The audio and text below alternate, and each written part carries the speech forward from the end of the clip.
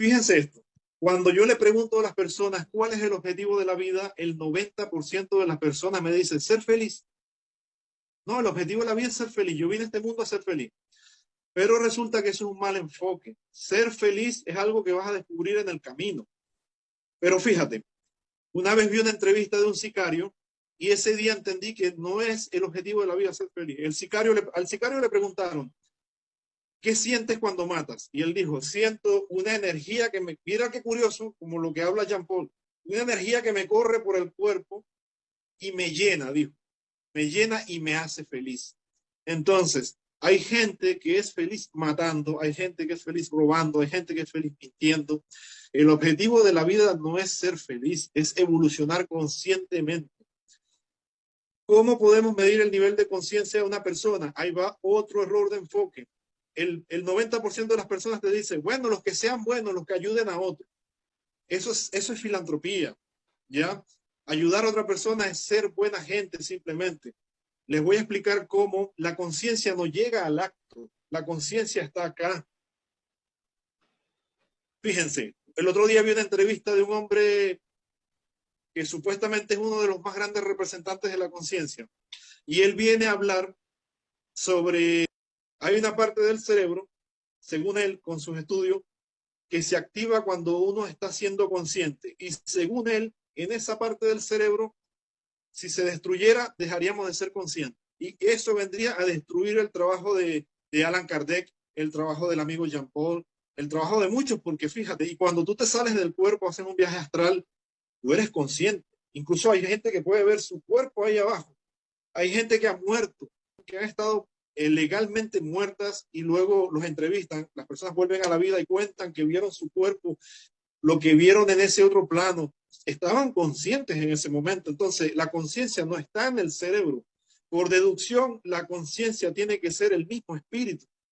Son dos cosas que son lo mismo. El espíritu y la conciencia es lo mismo.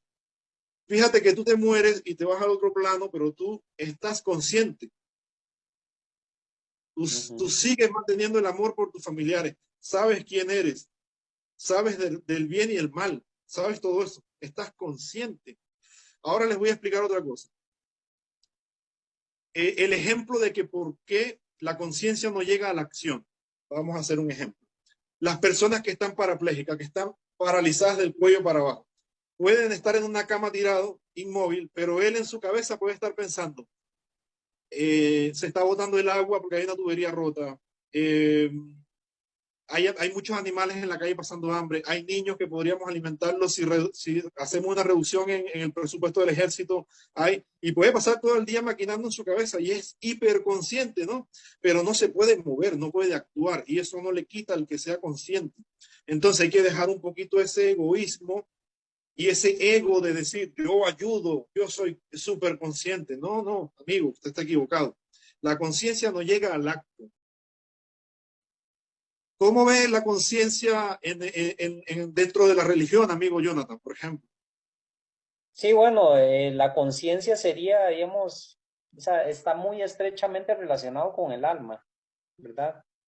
Eh, Esta es totalmente independiente, digamos, de mi cuerpo, pero, digamos, mientras yo esté vivo, ¿verdad? Perdón, esta está totalmente unida, digamos, al cuerpo, o sea, tanto conciencia está unida, digamos, al cuerpo. O sea, es algo así como conciencia, alma unida al cuerpo.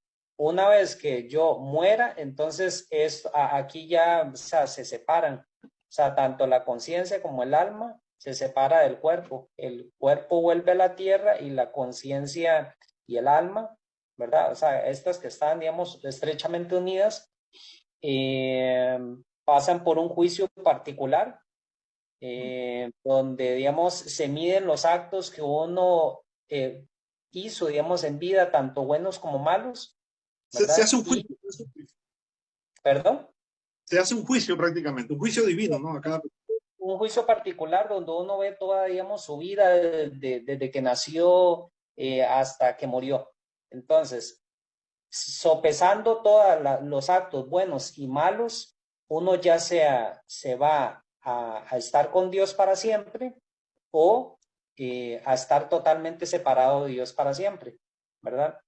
Esto sería, digamos, básicamente la visión católica, pero bueno, también hay otro lapso antes, digamos, de llegar a Dios, que sería, digamos, en este caso el purgatorio, ¿verdad? Que es pues la de reparar las faltas que uno pudo haber cometido, digamos, en vida con los actos que uno realizó o cometió. A pesar de que uno se haya arrepentido, siempre quedan, digamos, como un daño en el alma, entonces esto es reparado en el purgatorio.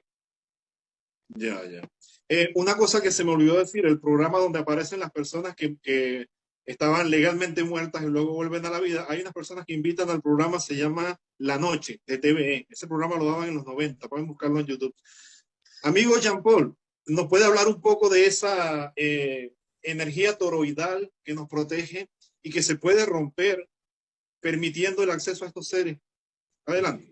Claro, adelante. Un poquito solamente acotando con respecto a la conciencia, ¿no? El cuerpo físico está diseñado de tal manera que todo lo que está afuera, todo lo que podemos percibir del exterior, lo podamos llevar a nuestro interior y lo podamos experimentar. ¿Por qué a nuestro interior? ¿Por qué dentro de nuestra cabeza? ¿Por qué dentro de nuestro ser? Porque ahí es donde está conectada la otra energía que vendría a ser la que llamamos alma, ¿no?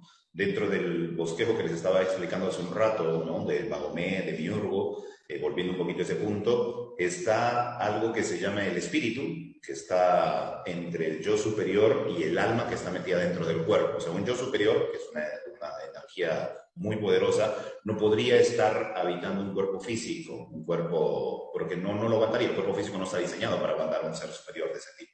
Este ser superior está dividido en varios otros espíritus y de estos espíritus salen almas que encarnan dentro de los cuerpos humanos. Y eso es lo que se conecta al cerebro, que es la parte consciente que permite interpretar a través de los sentidos todo lo que sucede afuera. Mientras el cerebro esté activo, mira, escúchame con esta parte, mientras el cerebro esté activo, el ser humano es consciente. Pero hay mucha diferencia con el alma es consciente todo el tiempo. Es por eso que cuando uno entra en estos sueños lúcidos o desdoblamientos es consciente, porque no es la parte mental, es la parte energética la que está haciendo el viaje y es consciente todo el tiempo, ¿sí? Pero el cuerpo físico es consciente mientras el cerebro esté activo. Una vez que el cerebro deja de funcionar, el cuerpo no tiene conciencia ni nada, simplemente se muere, ¿no? Pero ahí caemos en la conclusión de que el espíritu es lo que anima el cuerpo, perdón, el alma es lo que anima el cuerpo, y precisamente viene de este latín que se llama anima, que significa dar movimiento, ¿no? Entonces el alma es lo que anima el cuerpo, ¿vale? Y es el que esa imagen y semejanza de Dios, no el cuerpo físico, sino tendría 1000 caras y 1000 formas, ¿no? El alma es imagen y semejanza, que quiere decir que es un pedazo de este ser al que llamamos Dios, ¿no? Dentro de mi propia investigación con los pacientes, ¿no? Inclusive el purgatorio, el paciente lo describe, un paciente que ha estado al borde de la muerte lo describe como un espacio en el que hay unos seres sin forma, muy altos de luz, que le dicen, ¿no? Tú tuviste esta vida, hiciste esto, y le dicen, ¿cómo quieres experimentar, cómo quieres sanar tu próxima, o quieres sanar o reparar todo esto que no has hecho correctamente? ¿Cómo lo quieres reparar?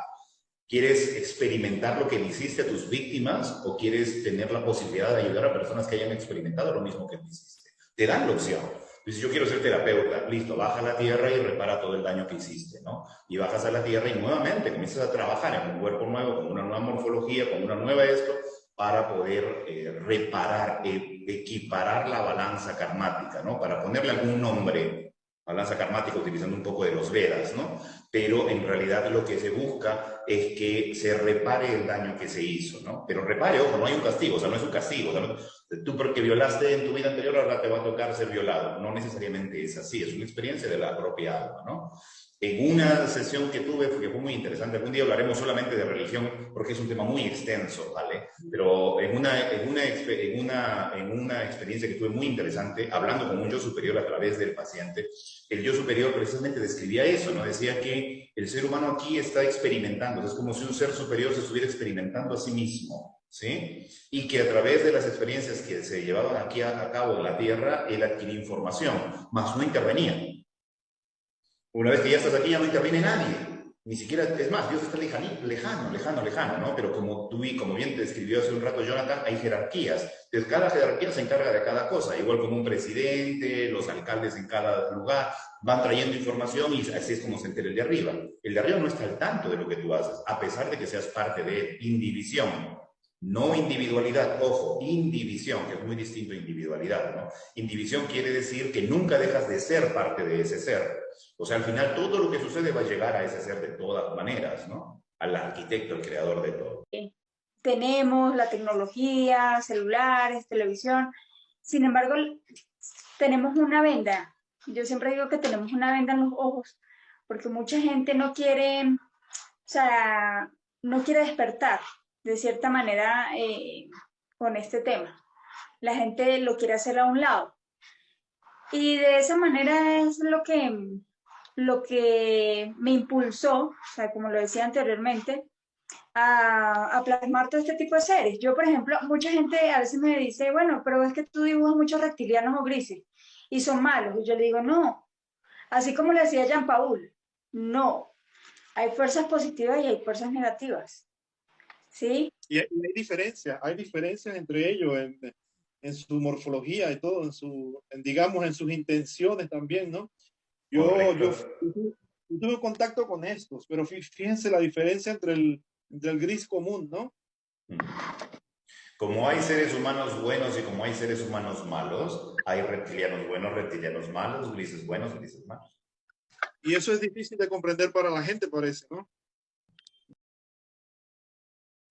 Hay como un miedo a vender esto, ¿no? Como decir, yo si pinto esto, es lo que yo quiero pintar, pero me da miedo mostrarlo a la sociedad porque van a decir que estoy loco, ¿no? Oye, mira, qué interesante lo que tú hablas, porque al principio, le quiero comentar a Jonathan y a Jean Paul, bueno, que te lo he comentado, al principio tenía muchos miedos, yo tenía muchos miedos, o sea, yo decía, bueno, la gente me va a tildar de loca, la gente no sé cómo lo vaya a tomar,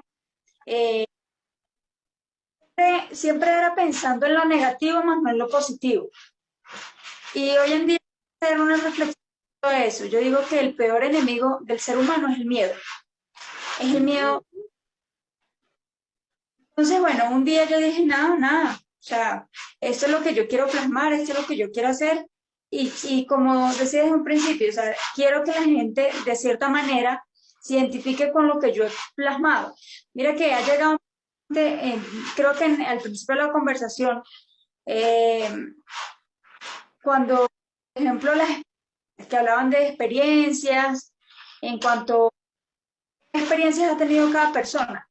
Y mira que se ha acercado, y no solamente gente de 20, a comentarme, gente de tercera edad, a decirme que ha tenido.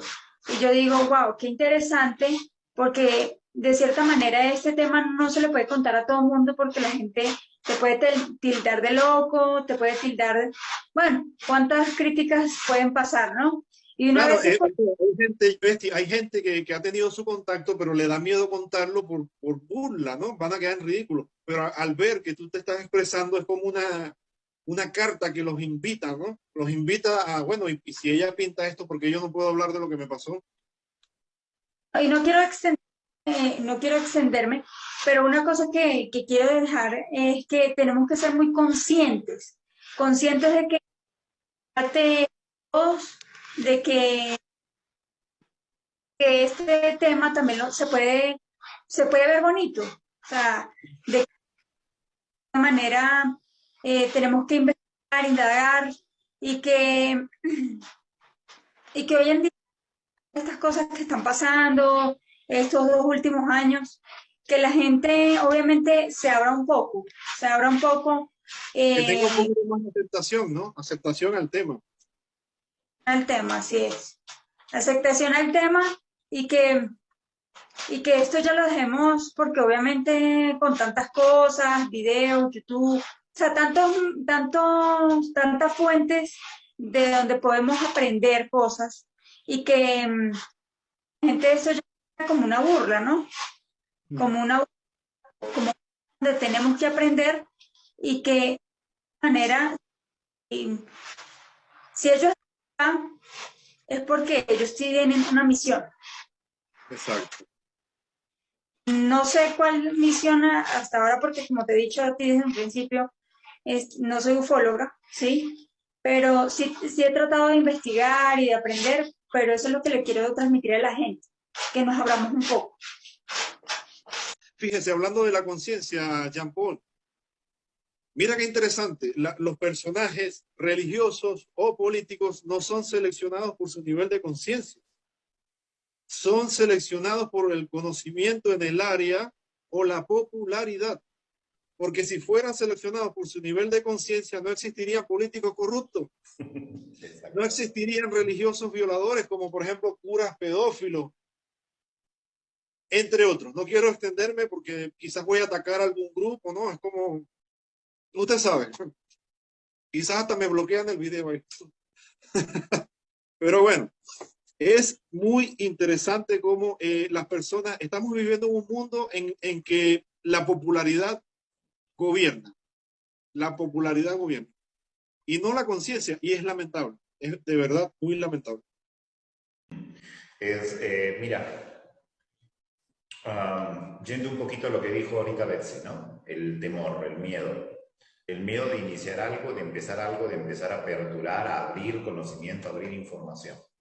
Lo que sucedió durante la pandemia, es más, viene sucediendo desde el 2012, ¿no? Cuando supuestamente era el fin del mundo, según el calendario maya, ¿sí? Lo que sucedía ahí era el fin de una manera de ver las cosas y la apertura de una conciencia más global, ¿no?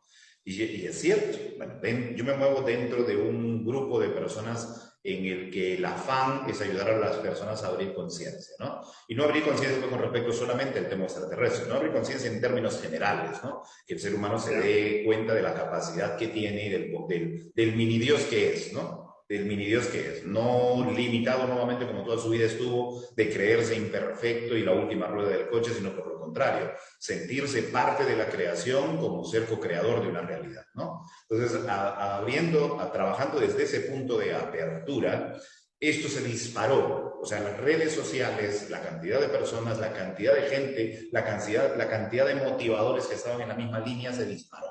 ¿Sí? Hubo una explosión gigante de despertar de conciencia, ¿no? Y increíblemente apareció lo de la pandemia, ¿vale? Que lo que hizo fue nuevamente someter a la gente que ya estaba en un despertar de conciencia, un avanzado potencial de luz, ¡pum!, la bajó de golpe, ¿sí? La atrajo al piso. ¿Para qué? Porque se sembró demasiado terror, demasiado miedo en toda la sociedad, ¿no? Entonces ahí tú te das cuenta que todo esto es cíclico. Si ustedes se dan cuenta, todo es cíclico, ¿no? Momentos de bonanza, de felicidad, de alegría, una guerra, ¡blum!, todo el planeta se somete al terror. Pero Todo está... Interrumpa, no solamente los aztecas, fíjate que los hindús también hablaban de eso, ellos hablan de ciclos, ¿no? Los sumerios también, así es. Entonces todo esto que sucede es porque el planeta tiene que mantener la polaridad. Si te das cuenta, el planeta tiene que mantener la polaridad. O sea, este planeta no puede salirse, no puede desbordarse todo de luz, ¿sí? Es más, hubo toda una corriente hace un par de años en el que se hablaba de que el ser humano estaba a punto de pasar a la quinta dimensión, ¿sí? Y se hablaba del arrebatamiento que está descrito en la Biblia, ¿no? El arrebatamiento de la cantidad de personas porque habían cambiado completamente su conciencia, ¿ya? Y aquí hay una cosa muy interesante, ¿no? Muchas de las personas, volviendo al tema del miedo, hay muchas de las personas que estaban en este proceso de querer cambiar, y en el momento de querer cambiar esa conciencia y aperturarse a este nuevo mundo, muchos se quedaron en el intento, nunca lo hicieron, solamente se quedaron en el intento. ¿Por qué no lo lograron? Precisamente por el gran temor de ser juzgado, ¿no? La mayoría tiene miedo a ser juzgado porque lo que necesita el ser humano de naturaleza desde niño, como programa en nuestra cabeza, es el ser reconocido y pertenecer a un grupo. Entonces, por mi comodidad, por seguir perteneciendo a ese grupo, yo no divulgo las cosas que sé o que he pasado. por temor a ser juzgado, criticado y a ya no ser reconocido como me reconocía mi grupo. Ese miedo evita que nosotros tomemos el siguiente paso, ¿vale? Brian Weiss, ¿no? El que escribió el libro Muchas vidas, muchos maestros, bestseller, libro, psicólogo de profesión, ¿no? Una persona psiquiatra, una persona que había estado dedicada todo el tiempo a esto, se encontraba a través de sus procesos de hipnosis con casos de extraterrestres o de vidas pasadas. Y él decía, ¿cómo voy a decir esto? ¿Cómo voy a hablar esto? ¿Cómo voy a divulgar esto? Si en ese momento pues hablar de ese tema era vedado, ¿no? Y se le ocurrió sacar su libro. Sí, adelante, Betsy, dime. La gente obviamente, pues, la humanidad la hemos visto de cierta manera negativa, ¿sí? Que pues, han sido cosas, bueno, que no nos lo esperábamos. Pero hoy en día, con todas las cosas que están pasando, yo digo, oye, qué chévere que la pandemia, de cierta manera, esto haya cambiado un poco el pensamiento de nosotros, ¿no? Como que vino a unirnos un poco, ¿no? Vino a unirnos un poco también. Unirnos, así es. Y bueno, y que decíamos ciencia también, ¿no?